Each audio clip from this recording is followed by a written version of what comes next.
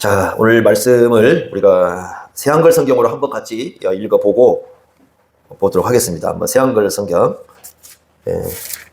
마태복음 21장 어떻게 한번 좀 더 쉽게 번역을 했는지 한번 보겠습니다. 자, 21장 1절부터 11절까지 한번 한 절씩 이 말씀은 교독을 같이 한번 해보겠습니다. 다시 한번 교독을 해보겠습니다. 21장 1절부터 11절까지.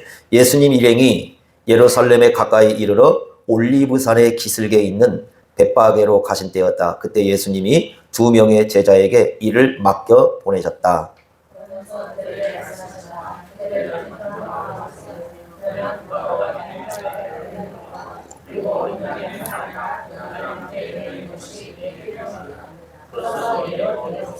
뭐라고 하는 사람이 있으면 이렇게 대답하세요. 주님께 그것들이 필요합니다. 그렇지만 곧바로 돌려보내실 겁니다.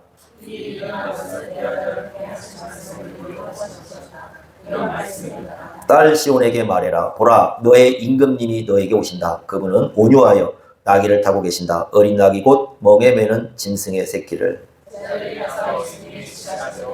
그들은 나귀와 어린 나귀를 데려와서 그 위에 겉옷을 펴서 얹어 놓았다. 그러자 예수님이 그 위에 올라 앉으셨다.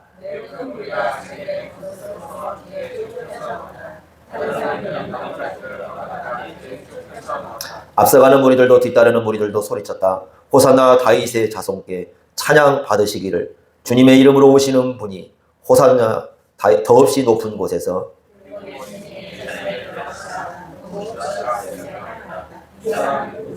같이 읽습니다. 그러자 무리들이 말했다. 이분은 예언자 예수님입니다. 갈릴레아의 나사렛 사람입니다. 아멘. 훨씬 그 지명이 또 가깝게 이렇게 해서 번역이 된 내용이죠. 보시면 되겠습니다. 자, 이제부터 우리가 보는 것은 예수님이 이 지상에서 이제 보낸 그 마지막 한 주간입니다. 마지막 한 주간, 그 한 주간에 일어난 일들이 어떻게 전개가 되는가 우리가 이제 그것을 보도록 하겠습니다. 지난주까지 우리가 예수님께서 그 베다니 시몬의 집에서 베푼 잔치에 참석했던 아마 그런 내용을 이제 봤습니다. 마리아가 향유 부은 사건을 우리가 보았고, 이제 제자들과 함께 어디선가 밤을 보냈어요. 어디서 보냈는가는 모릅니다. 성경에 나오지 않으니까. 그 다음날 일요일입니다. 그러니까 오늘 말씀은 바로 그 배경인데 일요일이에요. 오늘 말하는 일요일 날 지금 예루살렘을 향해서 올라가고 계시죠. 예루살렘에 올라가는 목적은 앞에서 계속 얘기했습니다. 십자가에 죽으시고 부활하기 위해서다. 이렇게 말씀을 하셨어요. 그래서 이걸 이제 지금은 사람들이 종려주일이라고 이렇게 불러요. 종려주일이라고 부르는데, 그러다 보니까 우리가 이제 이 종려나무가 이렇게 초점을 맞추거든요. 그 부분과는 좀 더 다른 좀 생각을 좀 할 필요가 있다라는 생각을 좀 하게 됩니다. 어떤 초점을 갖고 있는가를 좀 보겠는데, 우리 성경에, 새한글 성경에는 올리브산 기슭에 있는 벳바게 이렇게 되어 있죠. 그죠? 우리 가지고 있는 성경은 감람산으로 이렇게 되어 있고요. 여기 올리브나무입니다. 벳바게. 이 벳바게라는 말은 그 무화과 나무의 집이라는 뜻이에요. 무화과 나무의 집. 그러니까 아마 이 지역은 무화과 나무가 굉장히 많이 있었던 것 같아요. 지난번에 말씀드렸지만 그 예루살렘으로 이렇게 예루살렘 기드론 골짜기를 해가지고 이쪽에 예루살렘이 있고 요 맞은편이거든요. 그 맞은편에 올리브산이 있어요. 그럼 이쪽에 베다니가 있었다고 그랬지 않습니까? 아마 베다니와 벳바게는 그렇게 멀리 떨어지지 않는 마을 같아요. 연결된 이웃 마을처럼 그렇게 아마 돼 있을 거예요. 근데 그쪽에 있는데 여기도 못 가봤어요. 여기도 이제 뭐 지금 이제 가시는 분들 한 번씩 들린다고는 하는데 저희들은 못 가봤는데 이쪽에 이제 있다고 그럽니다. 그래서 여기에서 이제 예수님께서 제자 2명을 보내십니다. 보내시는데 뭘 가져오라고 하냐면 나귀 새끼를 가져오라고 그래요. 나귀 새끼를 타고 들어가겠다는 겁니다. 예루살렘에. 이게 의미가 뭘까? 그러니까 여기 내용을 잘 보시면 종려나무에 초점이 있는 게 아니고 어디에 초점이 있냐면 나귀 새끼를 타신다는 것에 의미가 있어요. 나귀 새끼에 사실은 초점을 줘야 되거든요. 그래서 아마 종려주일보다는 나귀 새끼 주일 뭐 이렇게 불러요. 이게 훨씬 더 의미는 살릴 수 있는 그런 내용으로 보여져요. 이 사건을 우리가 이해하려면 일단 성경 구절 하나를 인용하고 있죠. 5절 말씀 보니까 이 스가랴 9장 9절과 10절이거든요. 근데 이 말씀을 여러분들이 이해를 해야 이게 이해가 돼요. 그래야 이제 이 내용의 의미가 되는데, 그래서 오늘 스가랴 9장 9절 10절 여기를 한번 보겠습니다. 그러니까 세 가지 이제 예수님에 대한 얘기를 하고 있는데 그걸 이해를 해야 지금 말씀을 이제 우리가 풀어갈 수 있을 것 같아요. 자, 한번 여러분 구약으로 가보시면 말라기 맨 마지막 구약 맨 마지막 성경이 말라기 그 바로 앞에 보면 스가랴 9장이 나옵니다. 한번 보겠습니다. 스가랴 9장 9절 10절을 한번 보겠습니다. 이 말씀이 이제 배경이니까 이 말씀을 갖고 예수님의 사건을 이해를 해야 우리가 올바로 풀어갈 수가 있어요. 한번 보겠습니다. 자, 9절 보겠습니다. 스가랴 9장 9절. 약간 이용한 말씀이죠. 시온에 따라 크게 기뻐할지어다. 예루살렘에 따라 즐거이 부를지어다. 보라, 내 왕이, 아까 임금님이라고 그랬죠. 내 왕이 내게 임하시나니 그는 공의로우시며 구원을 베푸시며 겸손하여서 나귀를 타시나니 나귀의 작은 것 곧 나귀 새끼니라.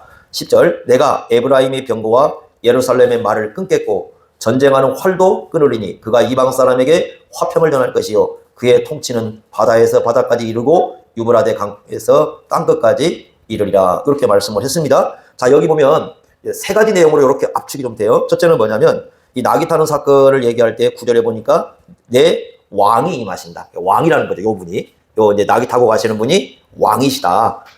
누가 보내신 왕이냐면 하나님이 보내신 왕이시다고 말씀을 합니다. 그럼 이분이 왕이신데 어떤 일을 하시느냐? 거기 보면 공의로우시며 그다음에 뭘 베푸시는 분이다?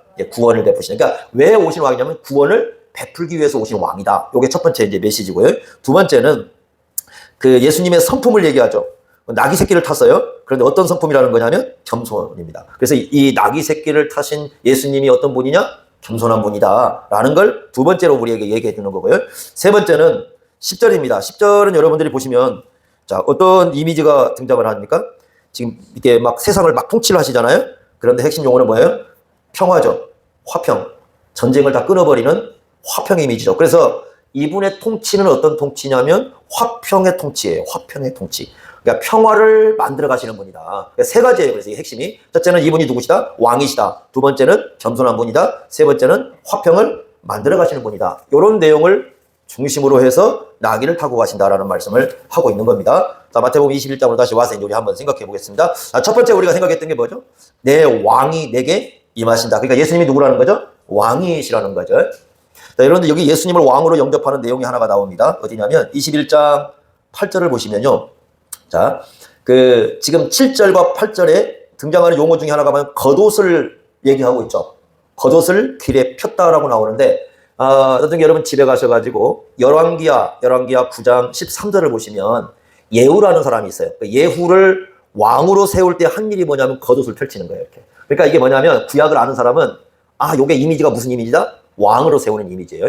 더군다나 그 이스라엘 겉옷은요, 그걸 이제 우리가 그 탈릿이라고 하거든요. 탈릿. 이제 그 원래 이름을 탈릿이라고 하는데, 이 겉옷은 이렇게 보면 이 네 개 이렇게 우리가 이렇게 네 개 이렇게 되어 있고, 네 귀퉁이죠. 요 네 귀퉁이에 실로 이렇게 꼬아서 만든 게 있어요. 실로 꼬아서. 요 실로 꼬아서 만든 걸 옷단술이라고 부릅니다. 술이라고 부릅니다. 그래서 술이 이렇게 네 개가 이렇게 달려 있거든요. 그건 뭐 뜻하는 거냐면, 그 민수기 15장 38절, 39절이라든가 신명기 22장 12절 같은 데 보면은 요 누게 술이 하나님의 그 계명을 상징을 해요. 그래서 이 사람들의 겉옷은 그냥 우리가 입는 것처럼 겉옷 입는 게 아니고, 예를 들면 그런 건 작용도 합니다. 그러니까 여름에 아니면 추울 때, 더울 때 이게 이제 어떤 작용도 해요. 추울 때는 덮고 자기도 하고 뭐 이렇게 하는데, 가장 중요한 건 뭐냐면 요 술이 있어가지고 요게 이제 하나님의 계명을 기억하게 하는 그런 의미를 가지고 있어요. 그래서 이제 실을 이렇게 이제 꼬아서 만든 건데, 그게 이제 뭐 학자들 따라서는 이게 613개 그 계명이 있습니다. 그걸 의미한다고 이렇게 볼 수도 있긴 하는데, 어쨌든 요 부분은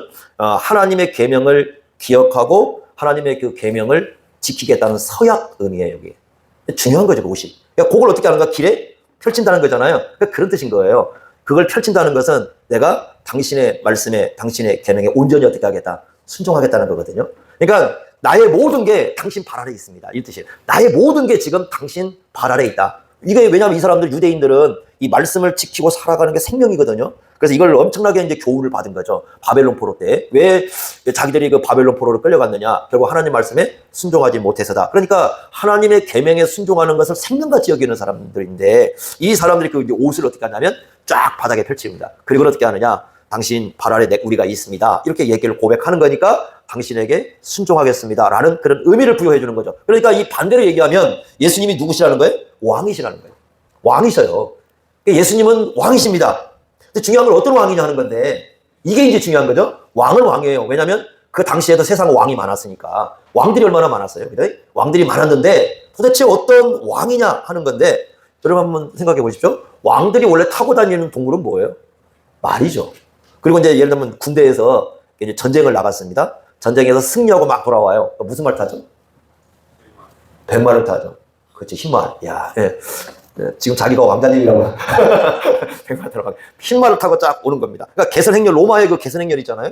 여러분 지금 그 이제 뭐 개선문도 이렇게 나라마다 개선문이라는 게 있어요. 그러니까 전쟁에서 승리하고 들어오면 그 개선문을 통과해서 들어가거든요. 그러면 말을 타고 들어갑니다. 그러니까 원래 이 말을 타고 들어가야 되거든요, 왕은. 그리고 이제 세상을 이제 어떤 사람들이냐면 이제 정복한 사람들이잖아요. 되게 이제 말을 타는 사람들이 말을 타고 세상을 막 다니면서 막 적을 무찌르고 막 대적을 무찌르고 그래서 자기가 개선 장군이 돼서 딱 이렇게 들어가는 거 아니겠습니까? 예수님이 그렇게 들어가야 되거든요. 원래 왕이라고 세상 왕이라고 한다면. 그런데 예수님이 그렇게 하질 않고 뭘 타고 들어가요? 아니 세상에 낙이 타고 들어간 왕이 어디가 있습니까?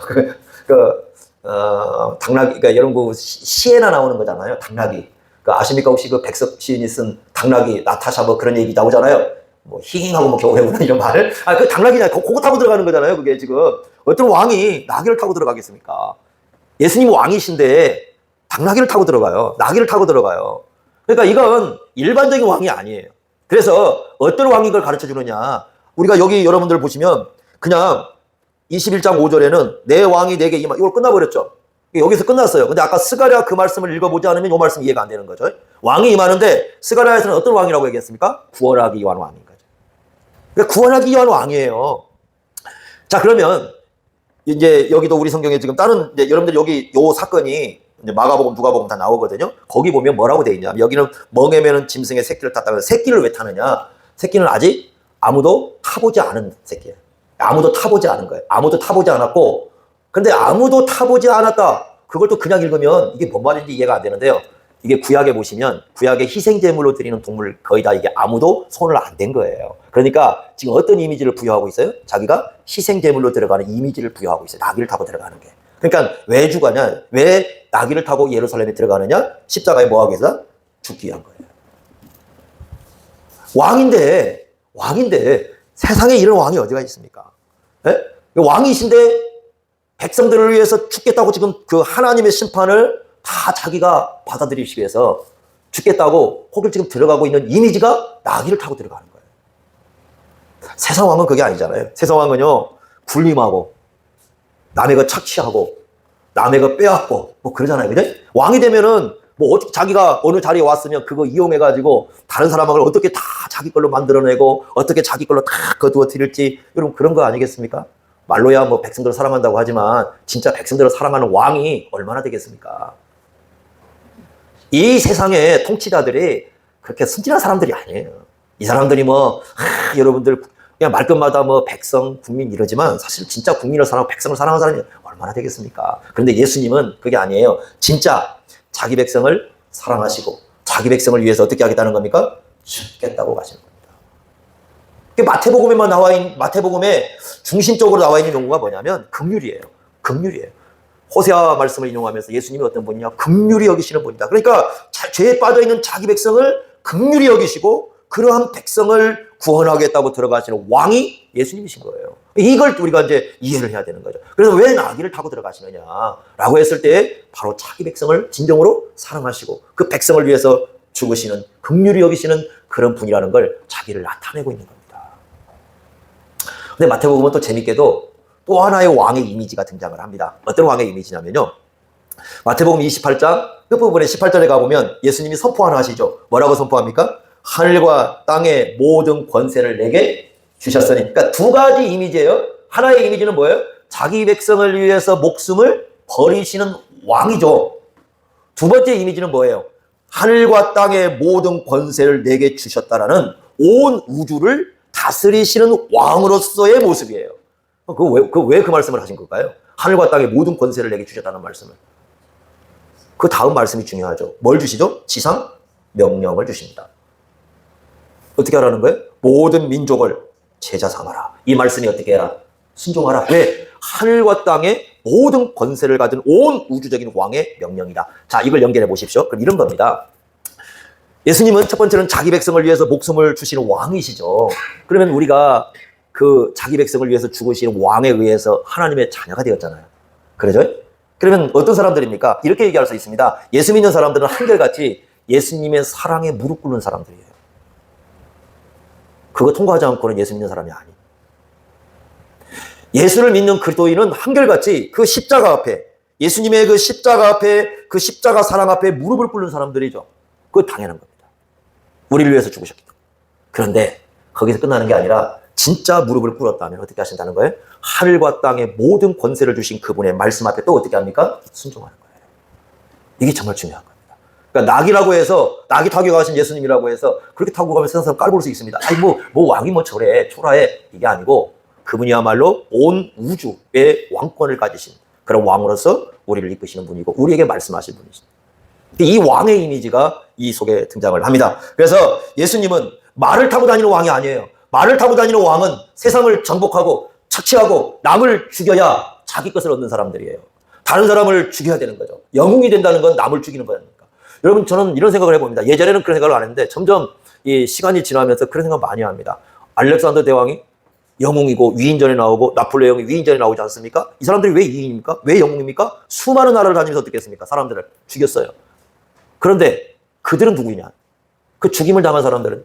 제가 그 카레 노래를 읽으면서 항상 늘 마음속에 떠나지 않았던 부분들이 여러분들이 아마 그 김은식가 쓴 소설 그 카레 노래를 보면 여러 가지 이제 문장들 좀 나오고 저는 제 머릿속에 가장 인상이 남은 게 뭐냐면 이런 얘기가 간단하게 썼는데 자기가 칼로 죽이는 사람들이잖아요. 이 사람들 먼 나라를 떠나와가지고 자기 나라 이쪽 와가지고 이 조선 바다에 왔어요. 와가지고 이제 그 명령에 따라 와가지고 전쟁을 하고 있습니다. 그런데 막 대포를 쏴가지고 막 죽습니다. 떨어져 죽습니다. 이렇게 써놨어요. 그런데 저 사람은 죽을 때 우리는 이쪽에서 죽을 때는 떼거리로 죽지만 본인은 죽을 때 한 인간으로 죽는 거예요. 그러니까 죽으면서 어떻게 해요? 내가 두고 온 가족을 생각하고 누군가의 아버지였고 내가 누군가의 자식이었고 어머니가 있고 나는 누군가의 남편이었고 그런 사람이 한 인간으로 죽는다는 거죠. 우리 입장에서는 적일 수 있잖아요. 그런데 그 사람들도 뭐가 있는 전부? 가족이 있고 삶이 있고 자기들 추억이 있고 인생 있는 사람들 아니에요? 근데 그 사람들은 싸그리 없애버리는 거잖아요. 그러니까 세상에 뭐가 돼요? 영웅이 됩니까? 그게 영웅입니까? 수많은 피를 흘려서 수많은 가족을 파괴하고 수많은 자식들을 죽이고 수많은 여인들을 죽이고 온 세상을 그렇게 피로 물들여가지고 영웅이 된 사람이 위인입니까? 어느 순간에 그걸 보는 순간 하나도 영웅처럼 느껴지지 않아요. 예수님은 누군가의 피를 흘리지 않았어요. 스스로가 자기 피를 흘리면서 누군가를 위해서 죽으러 가시는 겁니다. 왕이십니다. 그래서 말을 타지 않습니다. 말을 타는 왕들은요 착취하고 빼앗고 자기 하나를 위해서 모든 걸 거둬들이고 이렇게 하는 게 말을 타는 왕이었어요. 나귀를 타고는 전쟁하지 않습니다. 나귀를 타고 가는 왕은 죽어야 되는 겁니다. 나귀를 타고 가는 왕은 누군가를 위해서 생명을 내놔야 됩니다. 그게 예수님이신 거예요. 예수님은 왜 그렇게 하셨는가? 우리를 살리게 하신 거죠. 그 왕이신 그분이 바로 예수님이시다. 그래서 온 세상의 왕과는 너무도 다른 그 나귀를 타신 이미지를 우리에게 베풀어주고 있는, 이게 첫 번째 아주 중요한 거죠. 자, 두 번째는요, 예수님은 또 왜 나귀를 탔다고 말씀합니까? 겸손하셨다. 그죠? 겸손하신 거예요. 그래서 거기 우리 5절에 보면은 아까 새한글 성경에 온유함, 왜냐 온유와 겸손이 연결돼 있어요. 예수님이 나중에 그렇게 말씀하시니까. 그러니까 겸손하여서 나귀를 타셨다, 이렇게 얘기를 합니다. 그럼 나귀 한번 보셨나요? 말보다는 좀 이렇게 작은데 고집도 조금 있어요, 얘가. 그래서 이제 그 플라톤 같은 사람들은 그 나귀를 괴팍한 동물이라고 이렇게 표현을 해놨어요. 진도 운반하고 뭐 농사일도 돕고 교통수단도 사용되고 뭐 나귀는 다양하게 사용이 됩니다. 근데 이 동물들 보면 그 상징어가 있어요, 그죠? 그 꽃말이라는 거 들어보셨죠? 생각나는 거 뭐 있습니까? 꽃말. 그 수국, 저번에 제가 수국 한번 보러 갔는데 수국 꽃말 뭔지 아세요? 수국. 여인의 변덕이랍니다. 여인의 변덕이래요. 네이클로버. 그런 거면 다 알죠. 그죠? 동물도요, 이렇게 보면은, 꽃말에 동물 용어가 있습니다. 예를 들면, 뭐, 호랑이, 그러면 용맹, 뭐 이런 거 있잖아요. 사자, 그러면, 사자도 마찬가지예요. 용기, 뭐 이런 거 의미하고. 그 다음에, 뱀, 그러면, 네? 뭐라고요? 뱀같이 지혜롭고, 우리는 성경적으로 지혜, 뭐 이런 거 좀, 꽤, 뭐 이런 거 있잖아요. 이런 거 쓰고, 독수리. 독수리는 보통 이렇게 한놈의 뭐 힘, 자유, 뭐 이런 거, 자유 이렇게 상징 이런 거 쓰고요. 여우 그러면 저기니까 이솝 우화에 많이 나오잖아요. 여우, 예, 교활하고, 그죠? 교활하고, 여우 기분이 굉장히 나쁠 것 같아요. 지혜가 있고, 거북이는요, 장수, 인내. 그럼 나귀는요,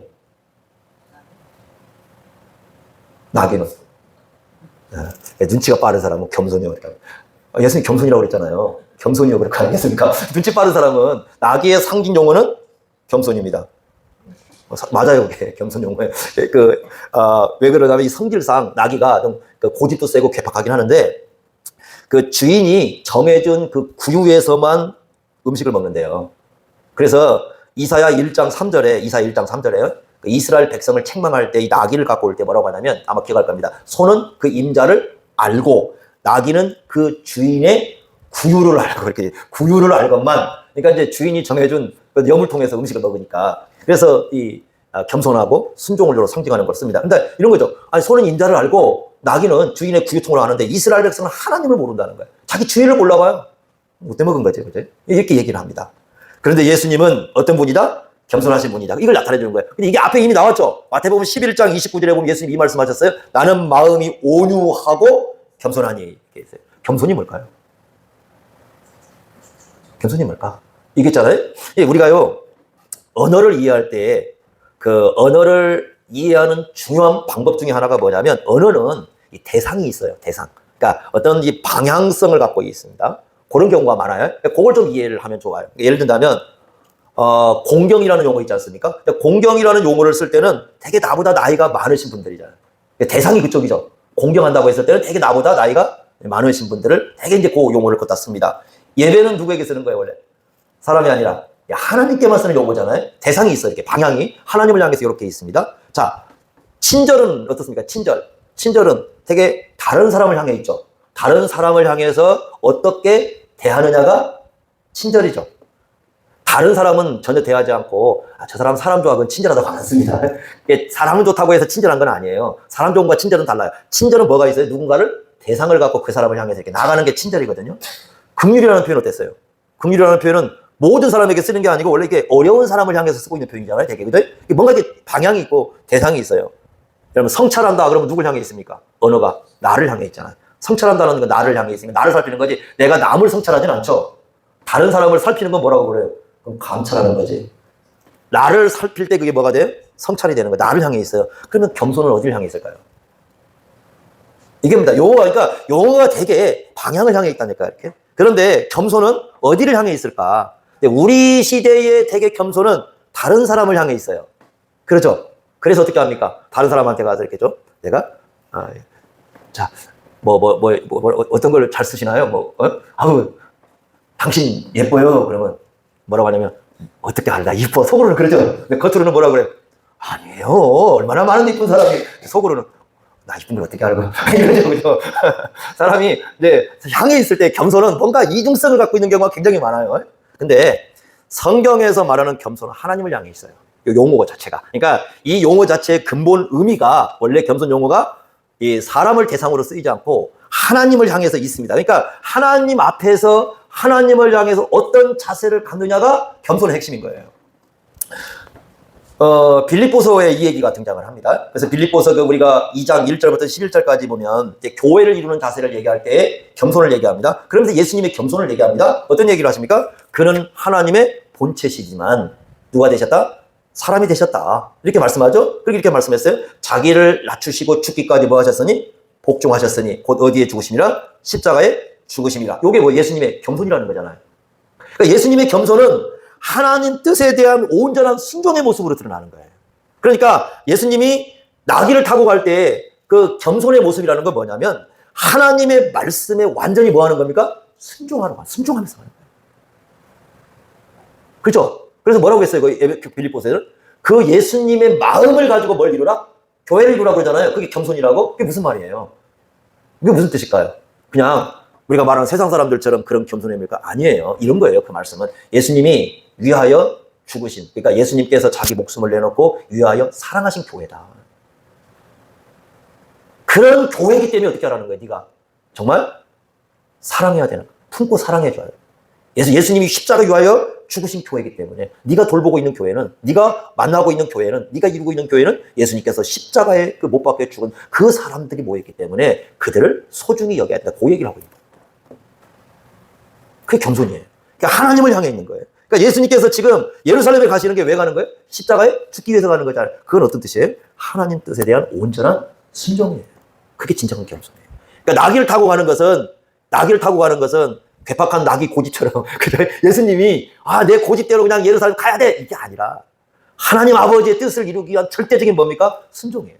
그런데 그 순종 앞에는 뭐가 있어요? 죽음이 있고 고난이 있고 온갖 모욕과 치욕과 그게 다 있거든요. 그게 깔려 있습니다. 예수 믿는 것 때문에 당해야 되는, 예수님이 그 가시는 길 때문에 당해야 되는 그 온갖 그 치욕이 그 속에 다 담겨 있거든. 그 일주일간인데요. 예수님의 그 일주일 동안 당해야 했던 그 치욕은 엄청난 겁니다. 어쩌면 우리가 평생 당하지 않을 치욕이 거기 다 들어가 있어요. 침뱉죠. 때리죠. 예수님 눈 가려놓고 누가 알아맞추냐고 자기를 때려놓고 누가 때렸는지 알아맞추냐고 그렇게 얘기하죠. 채찍은 또 어떻습니까? 채찍 끝에는요, 이게 조각이다가 한 번 때리면 이게 살이 막 때린다. 그래서 채찍 맞아 죽는 사람들 많고, 잘못 맞으면 바보가 되고 막 이렇습니다. 채찍이라는 게. 그걸 맞지요.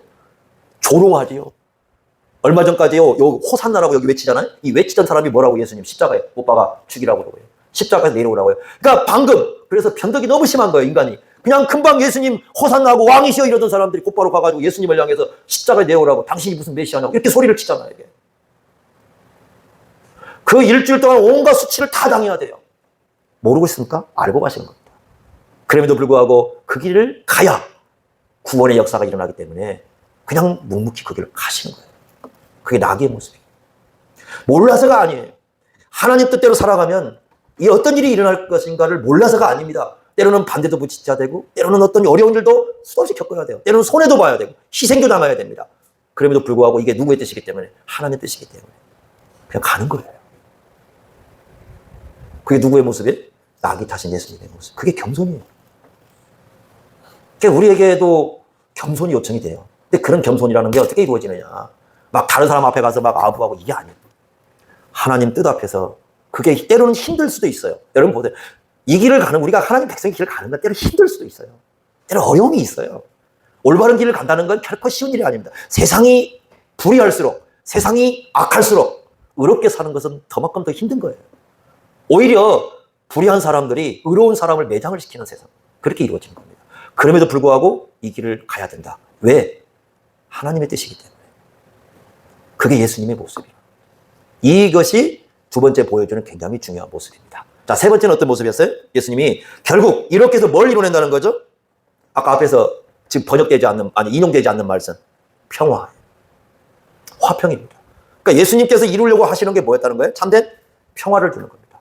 이 당시는요, 여러분들이 로마사 역사를 이렇게 연구해보면 이 시대를 팍스 로마나 시대라고 불러요. 팍스 로마나 시대. 라틴어로 이제 팍스 로마나라고 부르는데, 이건 뭐냐면 로마 제국 때문에 어떤 그 당시 사회가 평화가 있고 어떤 안정이 유지가 되는 그런 시대입니다. 그러니까 이게 언제부터냐면 한 200년 역사인데요. 주전 그 27년인 그 아우구스투스 이제 로마의 최초 황제로 이렇게 등극을 하잖아요. 그때로부터 시작해가지고 주 한 180년. 그러니까 그 마르쿠스 아울렐리우스라고 그 명상록이라는 책을 쓰신 분이 계시는데 그분이 돌아가실 때까지 전체 기간이 있습니다. 여기 한 200년 정도 되거든요. 그 기간을 팍스 로마나라고 불러요. 로마의 평화 시대라고 볼 수 있는 거죠. 그 당시가 예수님이 십자가에 죽으시는 시기가 바로 그 팍스 로마나 시대입니다. 그 시대에 이제 예수님께서 십자가에 돌아가시는데 이때는 이제 어떠냐면 대규모 전쟁들이 없어요. 그러니까 지역 자체가 한 200년 역사에 큰 전쟁이 있잖아요. 그런 게 거의 뒤에서 일어나지 않아요. 물론 이제 자잘한 것들은 있지만 대형 전쟁은 일어나지 않습니다. 또한 그 로마 제국 이 전역이 이제 일어나면 그 이렇게 막 도로 같은 거 있잖아요. 도로 같은 게 쫙 깔려가지고 사람들이 그 이동하기도 이렇게 편하고 그 다음에 로마 법이 로마의 그 법 세계에서 전 세계에서 그래도 가장 탁월한 법 중에 하나가 로마법이라고 하거든요. 그 로마법인데 그 로마법이 정립이 됩니다. 그러니까 이 시기는 로마법이 이렇게 사회를 지배하게 되고요. 그러니까 교통시설도 이제 잘 발전이 돼가지고 이동시설도 되고 그러니까 전 세계적으로 어떻게 생각한다면 질서가 잡히고 번영이 이루어지고 사람들이 어떻게 생각한다면 좀 더 편안하게 살 수 있는 그런 세상이 되었다. 그래서 사회적으로나 정치적으로나 경제적으로나 법적으로 질서가 세워지고 번영이 이루어지는 시대를 팍스 로마나 시대라고 그렇게 부르는 거예요. 그 시대에 예수님이 오시거든요. 아무리 팍스 로마나 해도 세상이 평화로 보여도 가장 해결되지 않는 문제가 존재하고 있다는 겁니다. 거기에. 그 무슨 문제였습니까? 죄 문제였고 죽음의 문제였어요. 여러분 그 팍스 로마나요. 그게 세상 그걸 칭찬하는 사람들이 있는데 식민지 백성은요. 그 고통이에요. 왜 그러냐면은 그 사람들이 억누르지 않습니까? 만약에요. 어떤 이 유대인들 나라가 우리가 저기 마음에 안 들어 반란을 일으키지 않습니까? 그러면 그 로마의 그 힘으로 이게 이끌어가는 질서 있지 않습니까? 그걸 깨뜨릴 때는 무차별로 죽여버려요. 십자가에 그냥 다 이게 그냥 매달아가지고 그냥 무차별로 죽여버려요. 그거 용납이 안 됩니다. 그러니까 이게 뭐냐면 200년 역사의 평화라는 게 그냥 겉으로 볼 때는 번영이지만 실제로 보면 칼과 무력과 힘으로 이렇게 그냥 힘이 없어서 못 덤벼든 거예요. 그죠? 어떤 대장놈이 나와가지고 막 하고 있는데 싸우고 싶은데 힘이 없어서 못 이기는 거예요. 그런 평화예요. 그런 시대가 바로 그 시대예요. 그런데 그때 예수님이 뭐하고 오셨다는 거예요? 진정한 평화를 이루게 오셨다. 무슨 문제가 해결돼야 됩니까? 이 진정한 평화를 이루려면 무슨 문제가 해결돼야죠? 로마의 평화가 해결할 수 없는 문제입니다. 죄 문제가 해결돼야 됩니다. 죄 문제는 누구와의 관계 속에 문제가 있습니까? 하나님과의 관계 속에 문제가 있습니다. 그러니까 이 평화가 있는 것 같지만 실제로는 하나님과의 평화도 안 이루어질 뿐만 아니라 사람들 사이에 뭐가 이루어져요? 적대관계가 계속해서 적대관계잖아요. 그 당시에도요, 여러분들 이렇게 가잖아요. 신분 사이 아닙니까? 적대관계 계속 이루어집니다. 유대인들과 이방인 사이에 계속 적대관계가 이루어져요. 서로 하나가 될 수 없잖아요. 유대인들과 이방인들은 또 보시면 이렇게 계층 사이에 적대관계가 있어요. 그래서 뭐라고 얘기합니까? 이쪽에서 그 헬라 사람들 아침에 일어나서 기도하잖아요. 나 여자로 한태어난 거 감사합니다. 유대인들 일어나서 기도하잖아요. 여자로 한태어난 거 감사합니다. 유대인들도 기도합니다. 이방인으로 한태어난 거 감사합니다. 또 헬라인들은 기도합니다. 하지만 난 노예로 한태어난 거 감사합니다. 매일매일 이루어지는 기도예요, 걔들은. 그러니까 이건 계층이 해결되지 않는 그런 갈등이 계속해서 그 속에서 발생. 진정한 평화가 있는 것 같지만 평화가 없는 겁니다.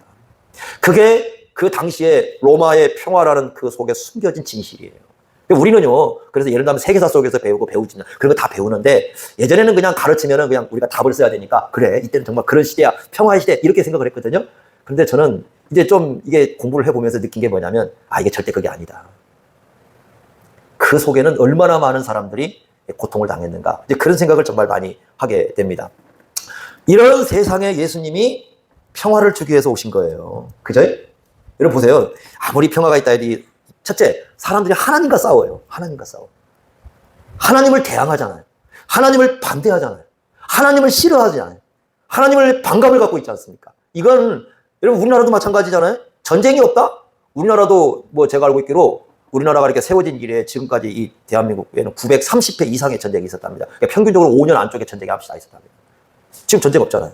평화가 있는 것처럼 보이고 얼마 전에 큰일 날 뻔했지만 뭐 이렇게 그런 건 없잖아요. 그런데 끊임없이 인간들은 하나님을 향해서는 반항합니다. 반감을 갖고 있고 하나님은 싫어하고 오히려 자기에게 복지가 주어질수록 하나님 귀찮다고 얘기하고 뭐 이런 거 아닙니까? 하나님을 향해서 끊임없는 적대 감정을 갖고 있어요. 또 사람들과 어떻습니까? 사람들과 싸우잖아요. 그래서 크게는 전쟁이 나고 지금 세계 곳곳에 전쟁 엄청 벌어지고 있습니다. 전쟁 나고 있고 또 서로를 적대시하고 사람들 사이에 만나서 서로 미워하고 욕하고 막 이런 것도 얼마나 많습니까? 우리 시대가. 지금도 사람들 세계는 그래요. 또 자연은 어떻습니까? 자연 세계와의 싸움, 재해 뭐 이런 거 일어나잖아요. 자연이 우리에게 재해를 주고 있지만 인간도 자연을 얼마나 함부로 대합니까? 그냥 그 꼴보기들 많잖아요. 그래? 여러분들 보시지 않습니까? 아니 담배를 피면 안에서 곱게 피고 그냥 문 닫아놓고 필 것이지 뭐 그 담배를 피워놓고 막 꽁초를 던지고 와보냐 밖으로. 예전에 그 아내하고 어디 뭐 전주 갔는데 이렇게 차를 대놓고 딱 주차를 딱 차를 잠깐 세웠는데 누가 문을 딱 열더니만은 그 아스팔트에 뭘 딱 놔요. 보니까 애가 음료수를 먹고 문을 열고 아스팔트 딱 버리고 문 닫고 가요. 사람이 지나가는 자리에 얼마나 이 많은 이 자연의 파괴가 이루어지고 뭐 이런 게 이런지 모릅니다. 그게 세상입니다. 그런데 이런 세상 속에 평화를 보기가 어려운 거죠. 이곳에 오셨어요. 예수님이 오셔서 뭐 하느냐? 평화를 만들어 가요. 우리가 누구와 평화를 이루게 해요? 먼저 하나님과 평화를 이루게 하고 그리고 어떻게 하면 사람들 속에서도 평화를 만들어 가고 그리고 자연계도 평화를 만들어 가고 이렇게 하거든요. 자, 어떻게 만들어 가실까요? 저는 이게 좀 이렇게 신앙생활 하면서 예수님에 대해서 늘 생각하면서 깨달았던 내용들이 하나가 그런 거예요. 사탄이 하는 일이 뭘까? 죄가 하는 일이 뭘까? 파괴하고 죽이고 무너뜨립니다. 그죠? 예수님은 어떤 분입니까? 그 고린도전서 15장 45절에 예수님에 대해서 이렇게 말씀했어요. 그리스도는 살려주는 영이다. 그러니까 예수님이 가는 자리는 뭐가 일어나요? 생명이 일어나고 살아나고 뭔가를 세워주고 이게 예수님이 가는 자리예요. 그러니까 예수님이 가는 존재는 예수님이 가는 자리는 죽었던 것도 살아나고 그죠? 죽음에서 살아나고 이게 예수님의 영이거든요. 예수님을 닮는다는 게 뭐냐? 마귀를 닮는다는 건 뭐냐면 죽음을 자꾸 죽이고 파괴하고 무너뜨리고, 이건 마귀가 닮은 세계가 일어나는 거예요. 하나님이 존재하는 세계는, 예수님을 닮은 세계는 어떻게 하느냐? 살리는 거예요. 자꾸 살리는 겁니다. 마지막 예수님은 이렇게 말씀했어요. 꺼져가는 등불조차도 어떻게 끄지 않고 살려주시는 거예요. 무너져가는 갈대도, 완전히 이 쓰러져가서 더 이상 쓸모없는 것처럼 보이는 그 갈대조차도 예수님 앞에 가면 다시 살려주는 거예요. 살려내는 거거든요. 예수 믿는 사람들은 그래야 하거든요. 살려내는 거예요. 살려내야 평화가 있는 거예요. 인간들은 가서 어떻게 하느냐? 파괴하고 분열시키고 무너뜨리고 이렇게 합니다. 그 속에는요, 죽음이 오는 거예요. 평화가 깨지는 겁니다. 그게 사람들의 세계예요. 이런 세계 속에 오셔서 예수님은 어떤 분이 살려주는 영이 되셔서 살리고 생명을 하나로 묶어주시고 이렇게 하시는 거거든요. 그게 예수님 닮은 모습이에요. 이런 분으로서 평화를 이루고 가신 분이 누구십니까? 예수님이세요. 그래서 나귀를 타는 것은요, 나귀를 타는 것은 이 세 가지 의미를 우리에게 동시에 부여를 해줍니다. 첫째는 예수님이 누구시다? 왕이시라는 거예요. 어떤 왕이신가? 구원을 베푸시는 왕이다. 두 번째는 어떤 분이시다? 겸손한 분이시다.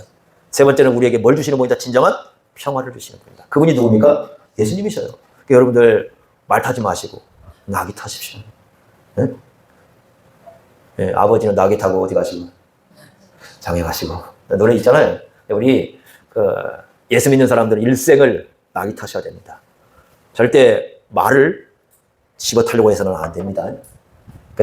사람답게 살려면 그렇게 하셔야 됩니다. 굉장히 중요한 부분이에요. 그래서 우리가 전부 예수 그리스도의 그 모습을 담는 그런 사람들이 될 수 있기를 바랍니다. 기도하겠습니다. 하나님 아버지, 나귀 타신 예수님의 모습 속에서 하나님의 귀하신 뜻이 무엇인가를 깨닫습니다. 우리 주님께서 왕으로 오셨지만 겸손하시고 자기를 내어주시고 그리하여 평화를 이루어 가시는 우리 주님의 모습을 보게 됩니다. 하나님 아버지, 화평케 하는 자가 하나님의 아들이라고 했습니다. 우리에게 이러한 주님을 닮은 모습을 드러낼 수 있게 하시고 우리가 서 있는 모든 곳에서는 살려내고 생명을 주고 의미를 부여하고 무너진 사람도 세워가고 이러한 역할들을 감당할 수 있는 하나님 백성으로 살아갈 수 있도록 인도하여 주옵소서. 예수님의 이름으로 기도하옵나이다. 아멘.